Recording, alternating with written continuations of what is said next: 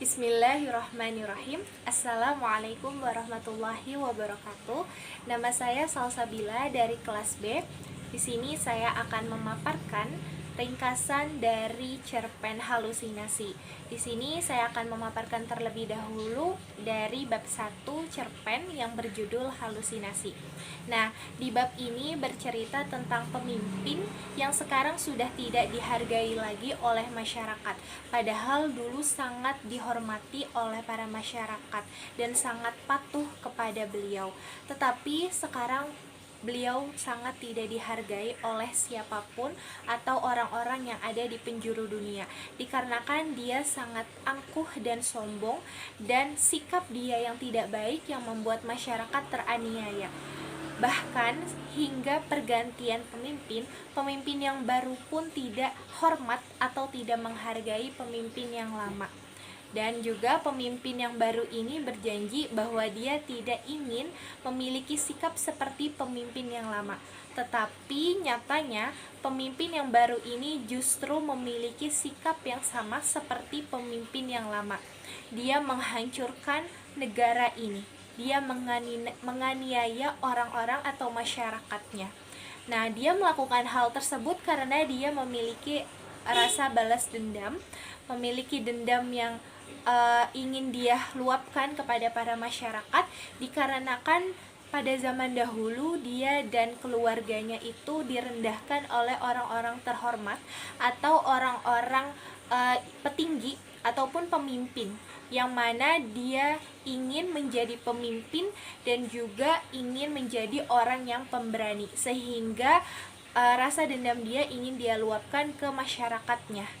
Nah, setelah dia melakukan sikap-sikap tersebut yang kurang baik, dia pun menyadari dan juga menjadikan tidur dia tidak nyenyak, dan dia ingin menghindarkan halusinasi-halusinasi yang menyeramkan.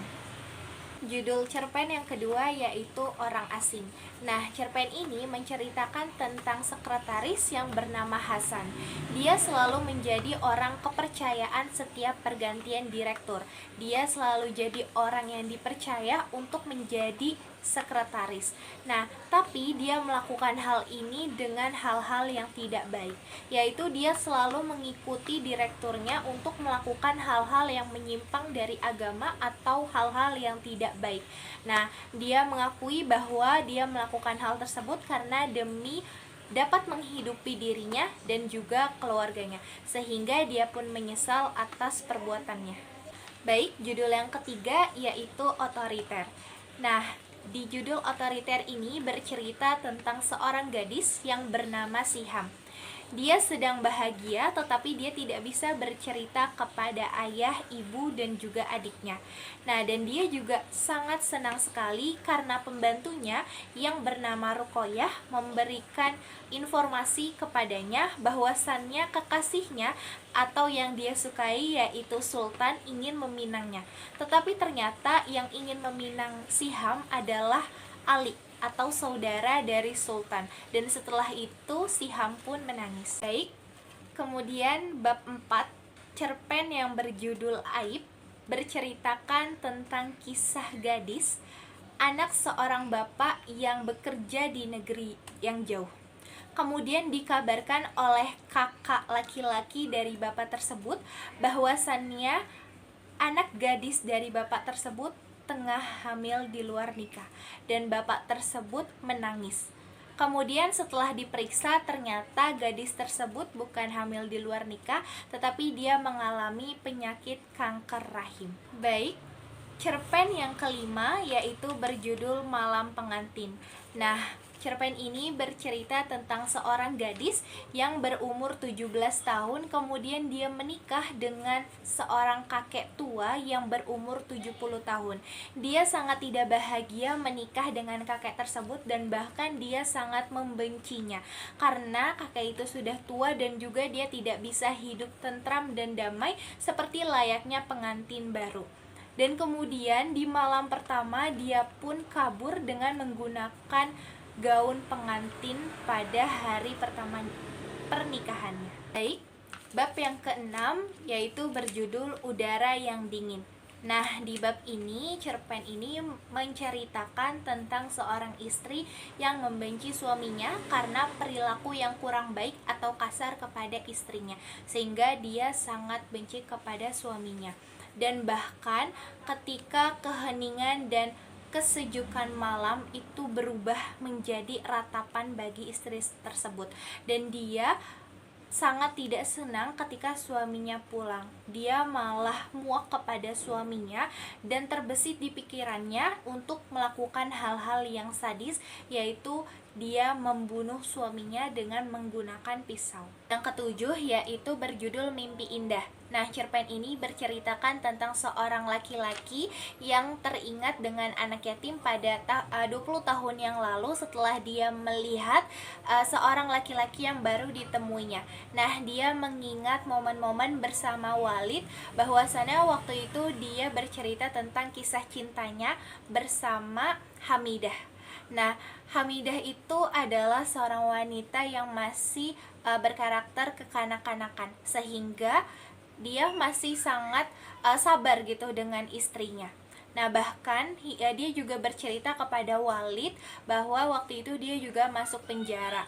Nah, setelah itu kisah cintanya itu tidak berlangsung lama dikarenakan seorang laki-laki itu mengetahui bahwasannya istrinya selingkuh dengan seorang wartawan setelah dia keluar dari penjara. Cerpen yang ke-8 yaitu Hati Perempuan.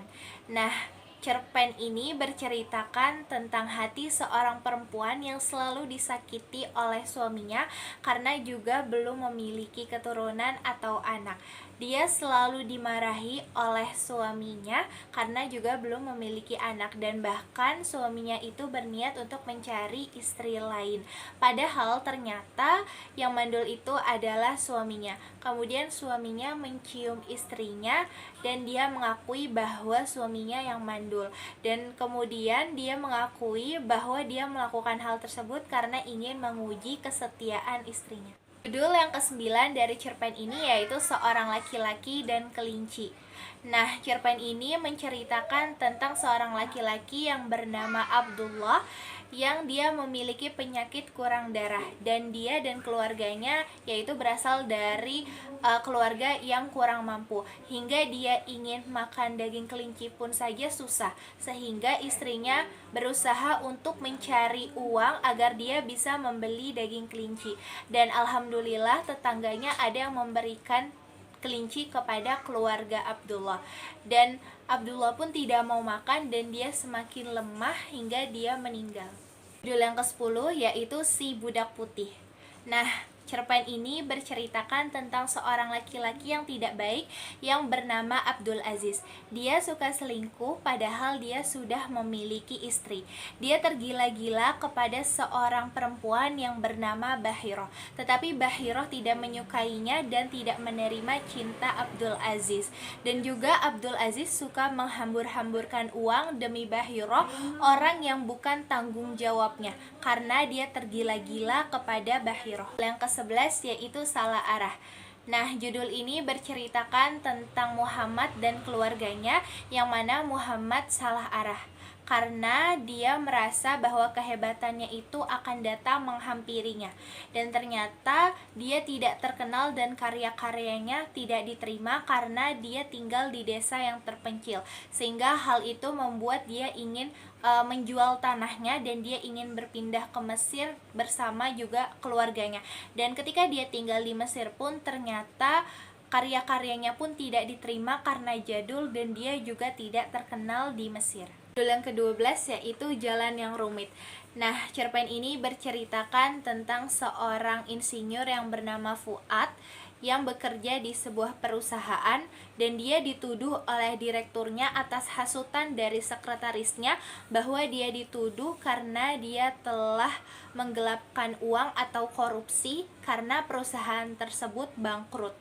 Nah, ternyata padahal bukan dia yang korupsi, dan kemudian karena hasutan dari sekretaris kepada pimpinan, dan akhirnya Fuad tersebut dikeluarkan dari perusahaan tersebut, dan Fuad pun bisa sukses tanpa pemimpin atau direktur dari perusahaan yang sebelumnya dia bekerja.